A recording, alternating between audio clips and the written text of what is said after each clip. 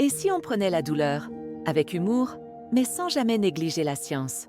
Aujourd'hui, dans cette conférence, pas comme les autres, un docteur élégant, passionné de soins naturels, répond aux questions les plus inattendues d'un public curieux, drôle et un peu taquin.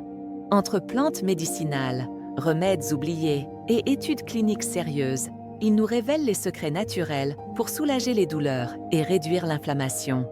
Des réponses précises, un brin d'humour et surtout, une bonne dose de vérité. Écoutez bien, vous pourriez bien... L'ail, ça repousse les douleurs ou juste les vampires mains? Les deux, il contient de l'ornalicine, un anti-inflammatoire naturel très efficace. Danser, c'est thérapeutique ou juste nostalgique. Le mouvement régulier lubrifie les articulations. En rythme, c'est encore mieux. Le jeûne, c'est pour maigrir ou pour ne plus avoir mal vacillé? Le jeûne intermittent peut réduire les marqueurs inflammatoires. La camomille, c'est pour dormir ou pour moins souffrir, Nan? Elle a des propriétés apaisantes qui réduisent aussi l'inflammation digestive. Le bain au magnésium, c'est pour relaxer ou pour flotter vers la guérison fin? Les bains de sel d'Epsom soulagent les tensions et réduisent l'inflammation musculaire. La glace, c'est pour les bobos ou les glaces, hein? Froid local, la vasoconstriction, moins d'inflammation. Très utile après un choc. Le basilic, c'est bon en pesto ou contre les douleurs, pain?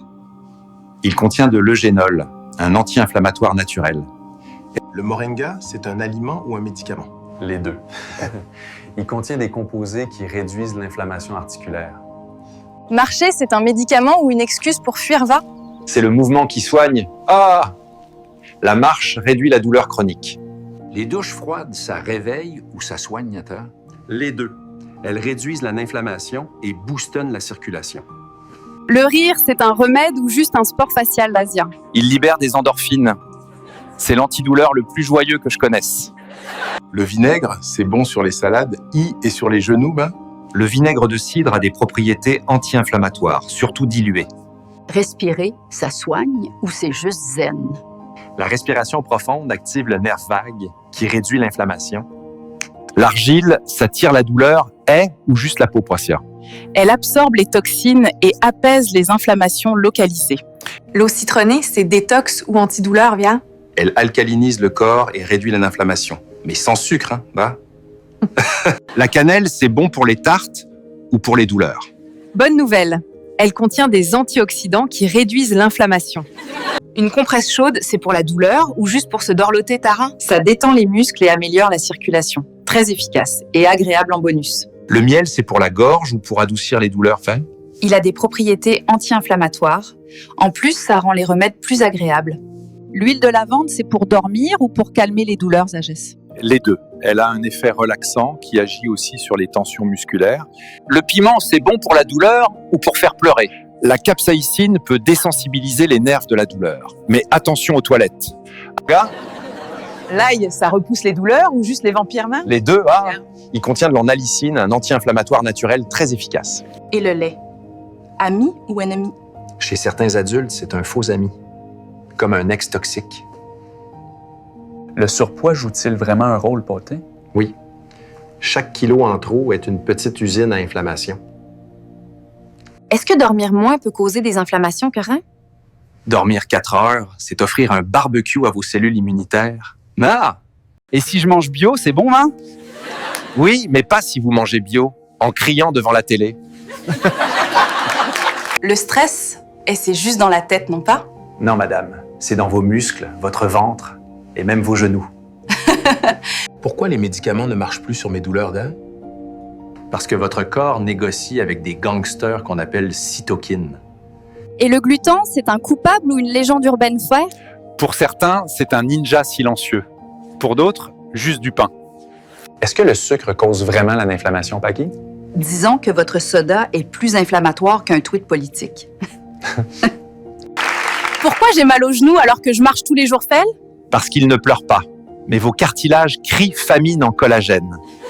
Et le vin rouge, c'est bon ou pas? Un verre, c'est un bon antioxydant.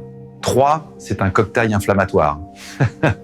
Peut-on guérir totalement de l'inflammation chronique, Say? Oui, si vous arrêtez de nourrir le feu et commencez à écouter votre corps.